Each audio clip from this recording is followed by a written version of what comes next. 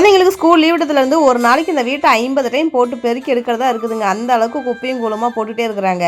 எத்தனை வாட்டி தான் அந்த ஊட்ட கூட்டுறதுன்னு சொல்லி கொஞ்சம் சல்பா விட்டுட்டேன். என்னுடைய கணவர் வந்து பார்த்தீங்கன்னா அவரு கூட்டி டஸ்ட்டெல்லாம் அள்ளி கொண்டு போய் கொட்டிட்டு வந்துட்டாரு. காலையிலேயே வந்து பார்த்தீங்கன்னா வேலையெல்லாம் முடிச்சுட்டு துணி துவைக்க ஆரம்பிச்சிட்டேன். ஒரு நாள் துணி துவைக்கலனாலும் மழை போல துணி வந்து சேர்ந்து போயிருது. அதனால அப்பப்போ துவைக்கலாம்னு துவைச்சிட்டேன். நல்ல வேலை காலையிலே துவைச்சிட்டேன். சாயங்காலம் போல இருந்த மாதிரி காத்தும் மழையும் பிச்சு எடுத்துருச்சு. மழை வந்துட்டாவே சொல்லவா வேணும், கிராமத்தில் உடனே கரண்ட்லாம் பிடுங்கிட்டாங்க. ஒரு அரை மணி நேரம் போல கரண்ட் இல்லை. அந்த கேப்லேயே சாப்பாடு வடிச்சிட்டேன். ஏதோ மலையில இருக்கிறத சாப்பிட்டுட்டு படுத்தா போதுன்ற மாதிரி ஆயிப்போச்சு. வீட்டில் ஆல்ரெடி வச்சிருந்தா புளி சாதத்துக்கு வச்ச புளி ரசம் இருந்துச்சு. அதுலேயே சாதத்தை போட்டு பரட்டி கொடுத்துட்டேன். நைட் ஒரு சின்ன பிரச்சனை ஆயிடுச்சுங்க. யூடியூப் வீடியோ அப்லோட் பண்ணும்போது திடீர்னு பார்த்தா நம்மளோட வீடியோ அப்லோட் ஆகல.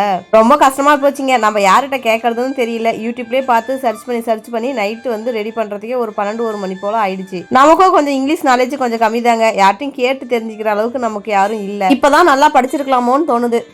என்ன பண்றது, காலம் போன கடைசியா நம்ம இதை நினைச்சு ஃபீல் பண்ணி என்ன பண்ண முடியும். நைட்டு கொஞ்சம் லேட்டா தூங்குறதுனாலே காலையில கொஞ்சம் மூஞ்சிலாம் பொத ஆன மாதிரி ஆயிடுச்சு. இன்னும் கொஞ்சம் ரிலாக்ஸா இருக்கட்டும்னு தூங்கி எந்திரிச்சோன்னே நல்லா ஃப்ரெஷ்அப் ஆயிட்டு வீட்டுல வந்து அங்கங்க சாம்பிராணி பத்த வச்சுட்டு ஃபுட் டெக்கரேஷன் பண்ணி வீட்டுக்கு முன்னாடி கொண்டு வந்து வச்சுட்டு அதுக்கப்புறம் சமைக்க ஆரம்பிச்சிட்டேன். எவ்வளவு ப்ரெஷரா இருந்தாலும் சரி வீடு இந்த மாதிரி நீட்டா வச்சுக்கிட்டோம் அப்படின்னா மைண்டு கொஞ்சம் ரிலாக்ஸ் ஆயிடும். எவ்வளவு லேட்டா தூங்கினாலும் காலையில நேரமா எந்திரிக்கணும். ஏன்னா குழந்தைங்க தூங்கி எந்திரிக்கிறதுக்கு முன்னாடி நம்ம சாப்பாடு குழம்பு ரெடி பண்ணாதான் தூங்கி எந்திரிச்சோன்னு அம்மா பசிக்குதுன்னு நம்ம குட்டிமா கத்துவாங்க. ஒரு சில டைம்ல எனக்கே ஆச்சரியமா இருக்கும், என்னடா நாமளா இது டோட்டலா சேஞ்ச் ஆயிட்டோமேனு. இன்னைக்கு நம்ம வீட்டுல கத்திரிக்காய் கடையல் யாருக்கெல்லாம் பிடிக்கும்னு சொல்லிட்டு கமெண்ட் பண்ணுங்க.